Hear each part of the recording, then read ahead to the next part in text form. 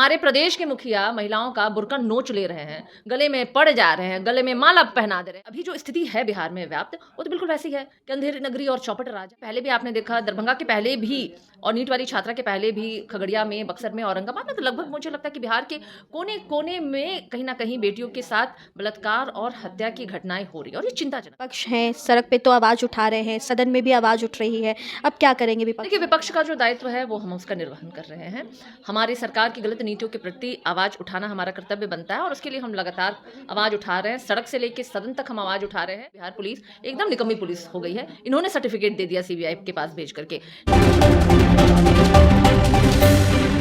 नमस्कार, आप देख रहे हैं रब्जी लाइव न्यूज़ और आपके साथ मैं हूं निधि सिंह। बिहार में जिस तरीके से अपराधियों का लगातार तांडव देखने को मिला है, आज सुबह सुबह ही एक अपराधियों के ऊपर इनकाउंटर की खबरें आई, जिसके कारण अब दरभंगा में भी आपने देखा होगा 6 साल की बच्ची के साथ दुष्कर्म का मामला सामने आता है। विपक्ष इसको लेकर लगातार आवाज़ उठा रहे, सड़क से लेकर सदन तक। हमारे साथ अभी बातचीत करने के लिए आरजेडी प्रवक्ता सारिका पासवान जी मौजूद है। सारिका जी, कैसे देख रही है 6 साल की बच्ची के साथ दुष्कर्म का मामला आता है, आज सुबह ही एक अपराधी को एसआईटी की टीम के द्वारा इनकाउंटर कर दिया जाता है, ये अपराध जो है तांडव लगातार जारी है? नहीं, मुझे लगता है कि 20 साल से इनकी सरकार है, डबल इंजन की सरकार, जो सुशासन का दावा करते हैं, और मुझे लगता है 20 साल में सबसे ज़्यादा लॉ एंड ऑर्डर की स्थिति बिगड़ी है। और अभी तो लगातार बेटियों के साथ, बच्चियों के साथ बलात्कार और हत्या की घटनाएं जो हैं वो 4 गुना अधिक बढ़ गई हैं।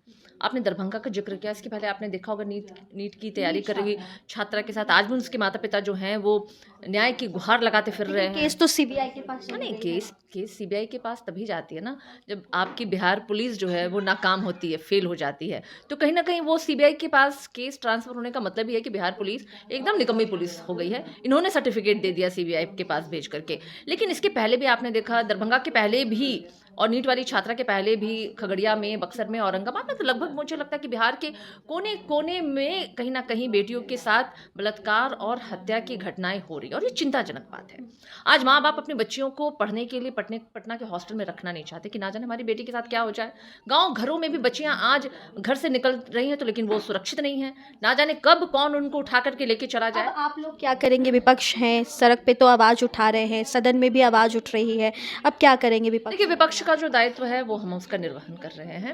हमारी सरकार की गलत नीतियों के प्रति आवाज उठाना हमारा कर्तव्य बनता है, और उसके लिए हम लगातार आवाज उठा रहे हैं। सड़क से लेकर सदन तक हम आवाज उठा रहे हैं, और हम चाहते हैं कि बिहार में जिस तरीके से बददस्तूर ये जारी है, ये आपराधिक मामलों का जो ग्राफ जो है हर दिन बढ़ता जा रहा है, इस पर लगाम लगनी चाहिए। लेकिन लगेगी तो लगेगी कैसे, जब प्रदेश के मुखिया नीतीश कुमार जी सदन में ही खड़े होकर महिलाओं का अपमान कर रहे हैं, जब प्रदेश के मुखिया सदन में खड़े होकर के बिहार की पहली महिला मुख्यमंत्री के खिलाफ ऊट पटांग शब्दों का इस्तेमाल कर रहे हैं, जब हमारे प्रदेश के मुखिया महिलाओं का बुर्का नोच ले रहे हैं, गले में पड़ जा रहे हैं, गले में माला पहना दे रहे हैं, ऊट पटांग एकदम हरकतें कर रहे हैं, तो बताइए बिहार आखिर सत्ता प्रशासन कैसे संभलेगा? तो ये अभी जो स्थिति है बिहार में व्याप्त, वो तो बिल्कुल वैसी है कि अंधेरी नगरी और चौपट राजा। अपराधियों के हाथों में लगता है बिहार की पूरी लॉ एंड ऑर्डर चली गई है। तो बिहार में अपराधियों को पकड़ने के लिए एसआईटी की टीम गठन कर दी है। सम्राट चौधरी लोग हो रहे हैं, सम्राट चौधरी कहते थे बुलडोजर कर देंगे, ये कर देंगे, वो कर देंगे, कहाँ चले गए? सम्राट चौधरी की तो एकदम बोली टाइट फिस हो गई उनकी, जितने भी वादे किए थे। खैर, वो तो उनका चलन है, उन्होंने कहा था मुरेठा खोलेंगे, नहीं, मुरेठा भी खोलना पड़ गया, बाल भी मुड़वाना पड़ गया, मतलब थूक करके चाटने वाला सारा काम तो कर ही लिया उन्होंने। तो उन्होंने किया क्या है भाई? वो तो खुद ही आपराधिक मतलब भाषा बोलते हैं। तो अपराधी को जब दे दीजिएगा अपराध रोकने का जिम्मेदारी, तो कहाँ से होगा? तो आज बिहार में काले कानून की किताब खुली, अपराधी एकदम जान रहे हैं बस करो अपराध, कुछ रोकने वाला नहीं है। सैया भय कोतवाल तो डर काहे का, तो इनके सारे अपराधियों के सैया तो बैठे हुए सत्ता में, तो काहे का डर उनको? सवाल ये भी लेंगे तेज प्रताप यादव को लेकर। तेज प्रताप यादव ने आपके पार्टी के कई पूर्व विधायक, नेता, मंत्री, बहुत सारे लोगों के ऊपर जयचंद का नाम लिया है, और ये भी किए कि आप लोग के द्वारा उनको बदनाम करने की कोशिश की जा रही है, कैसे देख रहे हैं उनके? नहीं, देखिए, तेज प्रताप जी पहले तो हमारी पार्टी में है नहीं, तो मैं उनके बारे में बोलने के लिए अधिकारिक नहीं हूँ। और रही बात हमारे पार्टी से, हमारे दल से जुड़े हुए कई नेताओं का उन्होंने नाम लिया, तो देखिए हमारी पार्टी बहुत बड़ा परिवार है, और बहुत सदस्य हमारे डिवोटेडली पार्टी और संगठन के अंदर काम करते हैं, और जो हर एक व्यक्ति जो है अपने कर्तव्यों का निर्वहन जो है बड़ी ईमानदारी पूर्वक संगठन में रह करके कर रहा है। अब अगर किसी से भी अगर पर्सनल या अपनी कोई खुन्नस है, कोई आपत्ति है, तो मुझे लगता है वो उन लोगों का अपना मामला हो सकता है तेज प्रताप जी का। तेज प्रताप जी ने जो भी बोला है वो बाकायदा उन्होंने पीसी करके बोला है। और परिवार से दूर करने में इन लोगों का बड़ा हाथ है।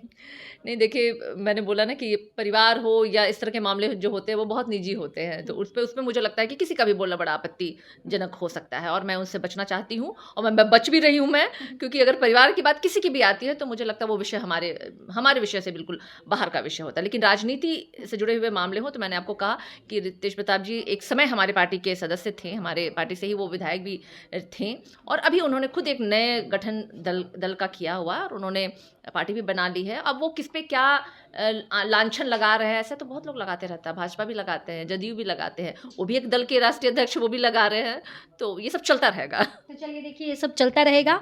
हमारे साथ आरजेडी की प्रवक्ता सारिका पासवान बातचीत करने के लिए थी। फिलहाल इस पूरे रिपोर्ट में इतना ही। बहुत बहुत धन्यवाद।